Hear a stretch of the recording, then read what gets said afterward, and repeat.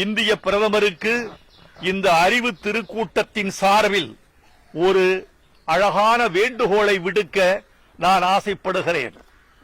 திருக்குறளுக்கு எத்தனையோ பெயர்கள் உண்டு.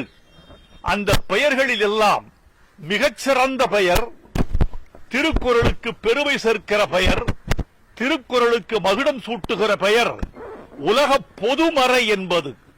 அந்த பொதுமறை என்ற அந்த சொல்லைத்தான் அடிக்கோடிட்டு இந்த உலகம் கொண்டாடுகிறது. ஆகையால் திருக்குறள் உலக பொதுமறை என்பதனால் எந்த ஒரு தனி மதமும் அதை சொந்தம் கொண்டாட முடியாது என்பது தமிழர்களின் எண்ணம். அது எல்லா மதத்துக்கும் சொந்தமானது. எல்லா மதத்தவர்களும் இது எங்களுக்கானது, எல்லா மனிதர்களும் இது எங்களுக்கானது, எல்லா இனத்தவரும் இது எங்களுக்கானது என்று கொண்டாடுவதில் இருக்கிறது திருக்குறளின் பெருமை. திருக்குறளின் இதயமே அதுதான். எனவே ஒரு குறிப்பிட்ட மதத்தார் இது எங்களுடையது என்று சொந்தம் கொண்டாட முடியாத அளவுக்கு திருக்குறளை உலக பொதுமறை என்று நீங்கள் ஏற்றுக்கொண்டு அறிவிக்க வேண்டும் என்று அவரை நாங்கள் அன்போடு வேண்டி கேட்டுக் கொள்கிறோம்.